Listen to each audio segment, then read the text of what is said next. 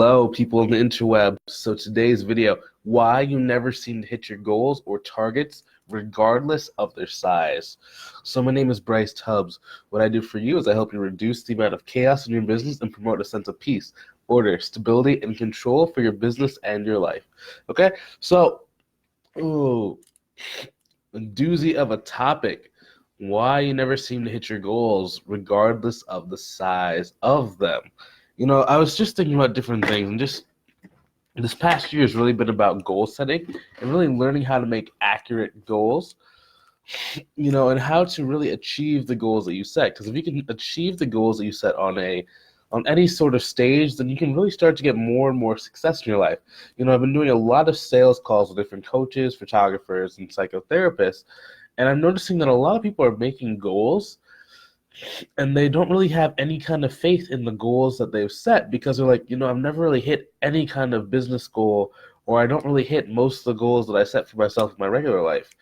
Like, it's hard for me to show up to places on time, because that's a goal in itself, right? Showing up on time is a goal. They have trouble, I want to go get 3 clients in 3 months. They don't even do that, right? I want to go get 3 clients in a week. I want to go get blah, blah, blah, blah, blah, blah, blah. No matter the size, they always seem to come up just short. Maybe they'll get 2 clients in 3 months. Maybe they'll get 2 in whatever time period they do. Maybe they'll be like 5 minutes late to whatever meeting they want to get to, right?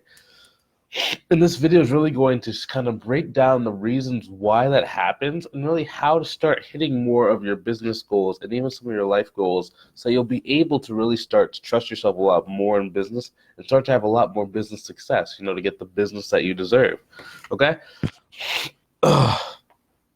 So why you never seem to hit your business goals or targets. You're going to want to watch this video all the way to the end, because once you figure out what you're doing wrong, you're going to be able to kind of self-correct and monitor yourself a lot better over time, so that it automatically starts to happen.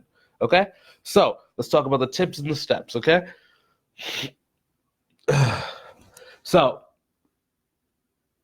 you make your goals time-bound based on calculations from the start, without thinking about how much work actually goes into doing that, and if the work that needs to be done to hit that goal is currently available. What does that even mean, Bryce? Okay, cool. So let's say that your main primary channel that you go and get people, for your photography business is LinkedIn.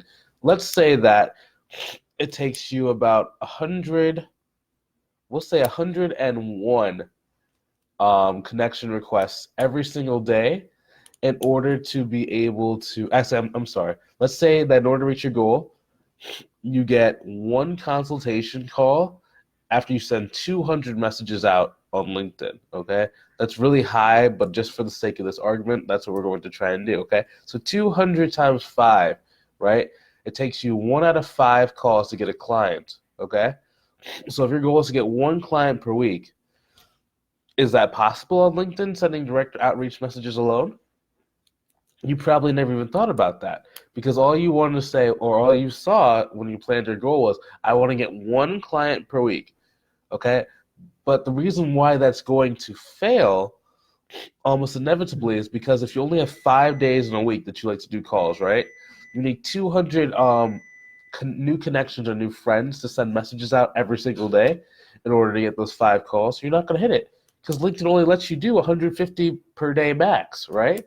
So in 5 days, you're not going to be able to send 1,000 messages, because you're not going to be able to get 1,000 new friends, more than likely, or you're not going to be able to send out 1,000 new friend request messages. Excuse me, my nose is messed up. But that's what I'm saying. So it's kind of, when you extrapolate that out to your larger goals, you set the goal, say, I want to do this per week, but the current method that you're using is not able to produce that output, the output that you needed, right?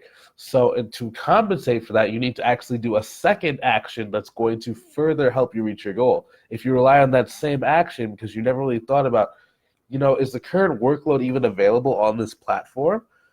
And you're like, oh, shoot, it's not. So I'm not going to hit my goal. Now I need to also do this in addition to what I was currently doing in order to actually hit my goal. The next thing is you look at the end and not the beginning. Okay, so that means that you're looking at, just like with the last example, the 1, I want to get 1 client per week. But if you never even look at how much work am I actually doing now, why am I not getting that same result right now? What is causing me not to get the result? It doesn't really matter what's on this side if you never take a look at, what's going on. Say that you need to send like 10 messages a day, but for the past month and a half, you've only sent like 40 messages total because you just haven't been consistent. So the first thing that you need to do in order to hit this long-term goal is figure out, okay, cool. So right now, I need to get my consistency up first, right? Even if it's just 10 messages a day, I need to learn how to get reconsistent back, and then I can start getting this goal to be coming towards fruition, right? Because I've found the goal, I've calculated exactly the workload that goes into it, which we talked about a couple minutes ago, and now I'm looking at where am I at today. That is, how far away am I at today from my current workload that I need to get to in order to hit this future goal of 1 client per week, right? If you never take that inventory of what you need to do, and then you never take that step back to say, what am I doing now? You're not going to be able to hit your goal in the time frame that you want, okay? Next thing that you do that is causing you not to hit your targets or your goals, you don't adjust your workload as you go. So if your goal is to hit, like we'll say $10,000 in 25 days, right? If you're not really on track to hit your goal by day 10, you need to adjust the amount of work that you were originally thinking about doing in order to make up for the fact that you missed out on these 10 days worth of your plan didn't work for 10 days, okay? So there's a couple things you can do. You can either adjust the time and put the time back, so reset, so now it's another 25 days in the future, or a little bit better is you say, okay, cool, so I was supposed to be sending out 10 messages a day for the whole, every day for 25 days, okay? But this did not work out. So how much do I actually have to do now in order for, I only have 15 days left? How much work will I have to do in order to get my goal within the next 15 days, okay? But if you just always go, okay, cool, I was supposed to do 10 messages every single day, but you're never really looking back at, okay, is the 10 messages per day the first set of math that I did, is that actually accurate? And if that is not accurate, I need to redo another math calculation based on what I know now to really get a better picture of, is this goal still possible, and what do I have to do in order to actually hit this target and hit this goal, okay? Excuse me. The next thing, you don't recalculate when you get new evidence. So in addition to adjusting your workload, you have to be able to recalculate, right? So once it's a combination. Once you recalculate, you say, okay, cool, so I need to do a new formula that's saying, this didn't work out based on the numbers I had. Now you need to readjust it, right? So you just say, okay, cool. So it wasn't 10. It's actually 35 I need to be sending every single day, right? And then once you figure that calculation out, you need to adjust your workflow and your workload. Okay, cool. So I was sending out 10. Now I need to ramp up production and send out 35. I need to consistently do that in order to hit this goal, okay?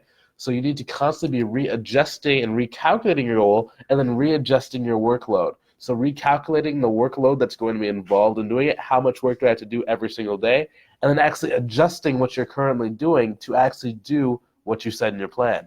Those are two totally different sciences, right? Anybody can make a plan and calculation. Not many people can actually follow through on the work that's involved in order to do so, okay?